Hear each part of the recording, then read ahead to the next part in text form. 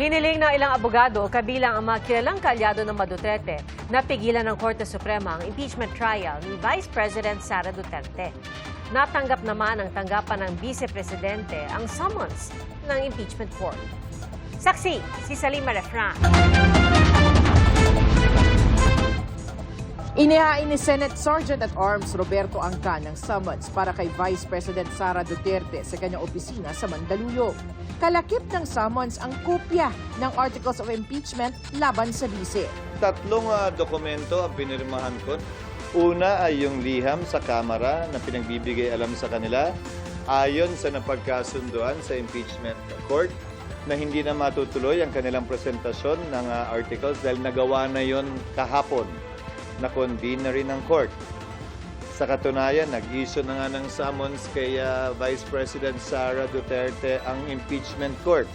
Nasa Kuala Lumpur, Malaysia si VP Sara para sa isang personal trip kasama ang kanyang pamilya. Kinumpirma naman ng kanyang opisina na natanggap na nila ang summons mula sa impeachment court. Samantala, ilang abogado, kabilang ang ilang kilalang kaalyado ng mga Duterte, ang naghain ng supplemental petition sa Korte Suprema.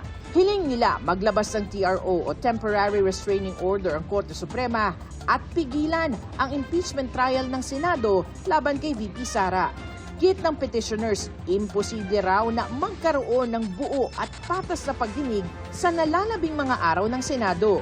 Hindi rin daw pwedeng mag-crossover ang trial sa susunod na Kongreso sa Hulyo.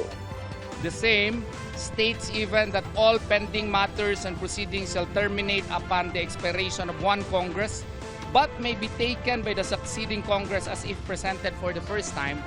The words used, all pending matters and proceedings, we humbly believe, include the petition for impeachment filed against Vice President Sara Duterte. So we feel that the same should be dismissed. Bukod pa ito sa nauna nilang petisyon na ginigiit na ika-4 na impeachment complaint sa Kamara na pinag-ugatan ng impeachment trial ay hindi raw pasok sa constitutional at procedural requirements at wala umanong valid verification na mahigit 200 kongresistang pumirma. Para sa GMA Integrated News, Salima Refran, ang inyong saksi.